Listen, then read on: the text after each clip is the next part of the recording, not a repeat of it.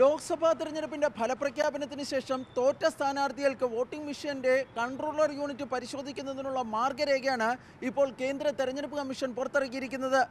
Supreme കോടതി നിർദ്ദേശത്തിന്റെ അടിസ്ഥാനത്തിലാണ് ഈ വോട്ടിംഗ് മെഷീൻ പരിശോധിക്കുന്നതിനുള്ള അവസരം തോറ്റ സ്ഥാനാർത്ഥികൾക്ക് ലഭിക്കുന്നത്.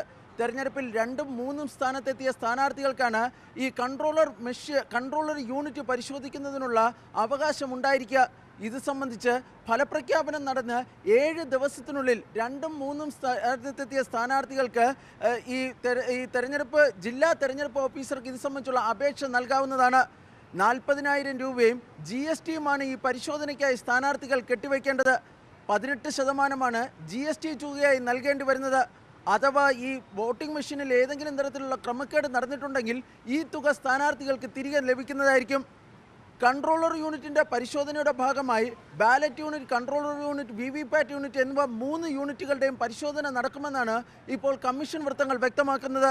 ഓരോ ലോക്സഭാ മണ്ഡലത്തിൽ കീഴിൽ വരുന്ന ഓരോ അസംബ്ലി മണ്ഡലത്തിലെയും 5% മെഷീനുകളാണ് ഈ പരിശോധനയ്ക്ക് വിധേയമാക്കുവാൻ വേണ്ടി കഴിയുക. ഈ പരിശോധന സംബന്ധിച്ചുള്ള മാർഗരേഖ ഇങ്ങനെയാണ്. അതായത് കമ്മീഷൻ പുറത്തിറക്കിയ മാർഗരേഖയിൽ ചൂണ്ടിക്കാണിച്ചിരിക്കുന്നത് ഇങ്ങനെയാണ്. തെരഞ്ഞെടുപ്പ് ഫലപ്രഖ്യാപനമുണ്ടായി 7 ദിവസത്തിനുള്ളിൽ ഇതുമായി ബന്ധപ്പെട്ട അപേക്ഷ ജില്ലാ തെരഞ്ഞെടുപ്പ് ഓഫീസർക്ക് ഈ 2ഉം 3ഉം സ്ഥാനത്തെത്തിയ സ്ഥാനാർത്ഥികൾക്ക് നൽകാം. അതായത് ലോക്സഭാ തെരഞ്ഞെടുപ്പിൻ്റെ ഇതിനെ സംബന്ധിച്ചിടത്തോളം ജൂൺ 10-നുള്ളിൽ ഇത് സംബന്ധിച്ചുള്ള അപേക്ഷ നൽകേണ്ടതാണ്. തുടർന്ന് ജില്ലാ തെരഞ്ഞെടുപ്പ് ഓഫീസർ ആ അപേക്ഷ സംസ്ഥാന ചീഫ് ഇലക്ടറൽ ഓഫീസർമാർക്ക് കൈമാറണം.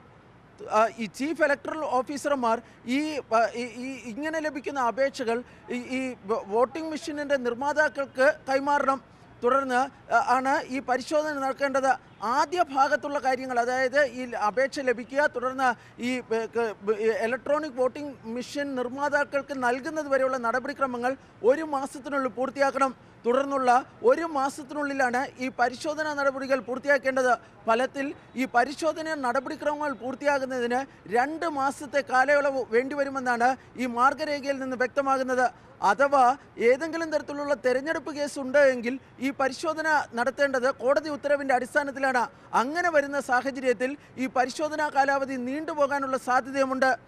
ഈ ഇലക്ട്രോണിക് വോട്ടിംഗ് മെഷീൻ നിർമ്മിച്ച കമ്പനിയിലെ എഞ്ചിനീയർമാരുടെയും അതുപോലെ തന്നെ സ്ഥാനാർത്ഥികളുടെയും സാന്നിധ്യത്തിലായിരിക്കും ഈ പരിശോധന നടക്കുന്നത്. ഇതിനായി പ്രത്യേക മുറി ക്രമീകരിച്ചിരിക്കും. അവിടെ സ്ഥാനാർത്ഥിയും ഈ എഞ്ചിനീയർമാരും ഉൾപ്പെടെയുള്ളവർ ഉണ്ടാകുന്നതായിരിക്കും. സ്ഥാനാർത്ഥിയുടെ സാന്നിധ്യത്തിൽ മാത്രമേ ഈ വോട്ടിംഗ് മെഷീൻ തുറക്കുകയോ സീൽ ചെയ്യുകയോ ചെയ്യാൻ വേണ്ടി കഴിയുകയുള്ളൂ എന്നും ഈ കമ്മീഷൻ വ്യക്തമാക്കുകയും ചെയ്തിട്ടുണ്ട്. ഏതായാലും വിപുലമായ ഒരു മാർഗരേഖയാണ് ഇതുമായി ബന്ധപ്പെട്ട് ഇപ്പോൾ തെരഞ്ഞെടുപ്പ് കമ്മീഷൻ പുറത്തിറക്കിയിരിക്കുന്നത്.